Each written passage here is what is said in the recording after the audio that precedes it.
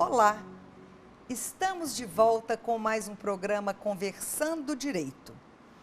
Hoje, um programa sobre declaração de imposto de renda, para ajudá-lo na declaração deste ano. Conosco estão aqui, para muita honra do programa, a advogada tributarista Alessandra Brandão e o contador Ernalton Leão, que vão nos ajudar a compreender o imposto de renda. O pagamento de impostos é um dever do cidadão. Eles são fundamentais para promover o crescimento econômico e o desenvolvimento social do país. O dinheiro arrecadado com impostos é utilizado diretamente pelo governo federal. E você sabe para onde vai o imposto que pagamos? É sobre isso que vamos falar hoje no Conversando Direito. É um grande prazer recebê-los aqui no nosso programa. O prazer é todo meu, me sinto muito honrada por participar deste programa. Agradeço o convite também e para mim é sempre uma satisfação falar do imposto de renda, que é um assunto tão importante para a sociedade, né? Certamente. Doutora Alessandra, as pessoas às vezes não compreendem bem as expressões tributo, imposto, taxa, contribuição. Eu queria que a senhora falasse um pouquinho sobre esses conceitos jurídicos. O tributo é um gênero que significa uma relação que o Estado tem com o cidadão, que tem por objeto o pagamento de uma quantia em dinheiro que decorre de uma compulsoriedade, de uma relação jurídica que nasce independentemente da vontade da pessoa. Esse gênero tributo, ele tem várias espécies. A espécie mais importante é o imposto, aquele que é pago pelos cidadãos para custear as despesas genéricas do Estado, ele não tem uma destinação específica e ele é mensurado com base em índices de riqueza que a pessoa demonstra. As taxas são tributos que decorrem de uma prestação de serviço. O Estado presta um serviço e é remunerado por isso. As contribuições são uma espécie de imposto, mas elas têm uma destinação específica, elas estão comprometidas com o financiamento de uma despesa ou o financiamento de um fundo. E os empréstimos compulsórios também são um tipo de tributo diferente, são aqueles valores que o Estado pede emprestado de forma compulsória para pagar daí um tempo. Certo. Ernalton, por que a existência da declaração do imposto de renda, dentro desse conceito dela de que é um imposto sem uma contraprestação?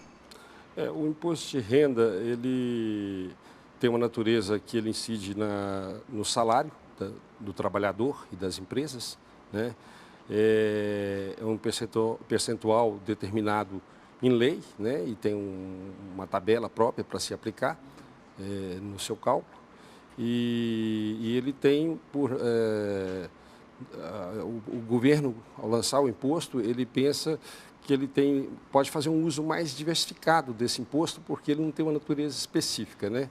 Como a doutora disse. Então, é um imposto que você pode aplicar ele em programas sociais, como pode aplicar ele na construção de casas populares, nos projetos da área de saúde, educação. Enfim, é um imposto que o governo ele recebe pela Receita Federal, o Tesouro Nacional administra, parte dele vai repassar para o município e para o Estado, e o uso é feito de uma forma mais genérica. Certo. Doutora Alessandra, imposto sobre a renda. Quem deve pagar esse imposto? É todo mundo que tem renda? Quais são os critérios? Não, quem é o contribuinte do imposto de renda é aquele que tem uma renda anual superior a R$ 25.700, aproximadamente, em média. Então, é uma pessoa que tem um salário mensal de algo em torno de R$ 1.800. Então, pessoas que têm uma renda acima desse valor, elas já são consideradas contribuintes do imposto de renda e elas têm o dever de pagar o imposto de forma antecipada, com as retenções na fonte, durante todo o ano calendário, e no momento da declaração é que o imposto se torna devido, se torna definitivo, porque com a declaração é que vão ser efetivadas as deduções que a lei autoriza, e aí nós teremos o imposto efetivo da pessoa, real dela, que é no momento da declaração. Nessa hora, compara o que ela já foi antecipando no ano calendário, e se ela antecipou mais do que é devido, ela vai ter o direito à restituição. Se ela antecipou menos, ela vai ter que pagar o imposto no momento da declaração. Certo. E como que é calculada essa quantia a ser paga? Essa quantia ela é calculada com base numa tabela própria do imposto de renda, no caso das pessoas físicas, né, onde você tem percentuais de acordo com a faixa de renda, que iniciando com 7,5%, 15%, 22,5% e 27,5%. Né, com a parcela a deduzir. Naturalmente que você pode deduzir o dependente no cálculo desse imposto mensalmente, né, e quando você leva para o ajuste anual, aí entra outros detalhes que nós vamos falar mais para frente. Certo. Né? Quanto à obrigatoriedade, o que a senhora diria, doutora Alessandra?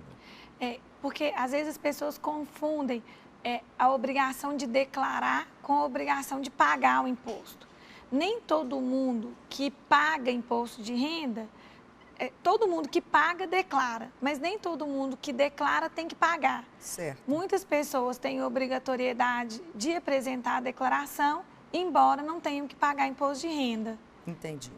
E é para o controle do próprio governo naqueles recursos tão importantes para que haja, então, as aplicações das políticas públicas, não é Com isso? certeza. A declaração é um instrumento muito precioso para fiscalização, no sentido de verificar as movimentações financeiras, para que possa até verificar um pouco a vida do contribuinte, fiscalizar, cruzar informações de um contribuinte com o outro, para verificar essas redes de sonegação.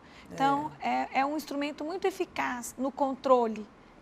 Eu, particularmente, quando eu verifico que você faz essa declaração toda pela internet, é tudo muito rápido, né? Muito eficiente. Por que os outros serviços públicos também não têm essa mesma eficiência quando a gente precisa, não é? Com certeza. Eu fico pensando, o fisco é muito eficiente quando ele precisa recolher, mas às vezes a gente precisa do serviço e vê que o Estado não tem essa eficiência toda para nos prestar o serviço. É só uma observação.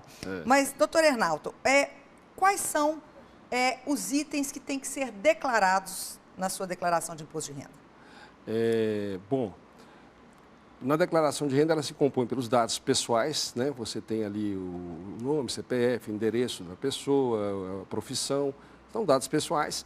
Aí você vai declarar suas receitas tributadas, isentas, tributadas exclusivamente na fonte. Você vai declarar seus bens patrimoniais, incluídos os saldos bancários, aplicações, né? Veículos, imóveis, né? Cotas de empresas, enfim, você vai declarar seus bens patrimoniais. Você vai declarar também ali os seus dependentes, né? As despesas que você paga, sejam elas dedutíveis ou não, você vai declarar essas despesas também. Essa informação também vai constar da sua declaração. Doutora Alessandra, muita gente fala o seguinte: não gosto de pagar imposto, porque você paga o imposto e a hora que você precisa do serviço público, você não tem o serviço público. O que a senhora diria para essa pessoa que tem esse pensamento? Infelizmente, no nosso país, não existe uma clareza com relação aos serviços públicos que são prestados pelo Estado. E o contribuinte, muitas vezes, não enxerga essa relação entre o que ele paga e os serviços que são prestados.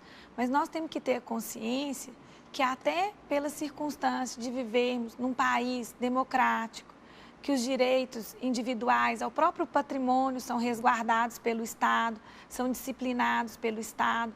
Então, que o dinheiro do tributo é um dinheiro muito importante. Então, eu duvido que tenha uma pessoa que acredite que não deva haver tributação. Porque se não houver tributação, nós não temos Estado. Verdade. Então, o tributo é o que permite que o Estado exista. O que eu acho que nós precisamos é assumir essa condição de contribuintes, de pessoas que sustentam o Estado, porque isso nos outorga direitos, isso nos torna cidadãos e isso nos permite reclamar quando o serviço não está sendo prestado, quando nós não estamos satisfeitos com a forma como as coisas estão desenvolvendo. Então, o tributo, ele outorga direitos para aquela pessoa que paga. E nós, a partir do momento que tenhamos consciência disso, é que nós podemos pedir que a forma do gasto público seja efetivada diferentemente. Porque, infelizmente, também o cidadão é pouco informado do gasto público, que existe um gasto muito grande com folha de pagamento, um gasto com pagamento dos juros. Então, as prioridades do governante não ficam claras para o governado.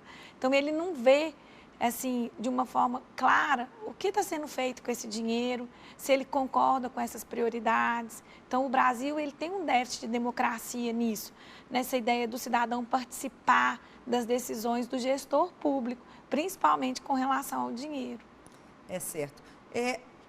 Pode ser também que haja uma dificuldade até em função da distribuição desses tributos do plano federal para o plano estadual e municipal, não é isso, doutora Alessandra? Também, isso também acontece.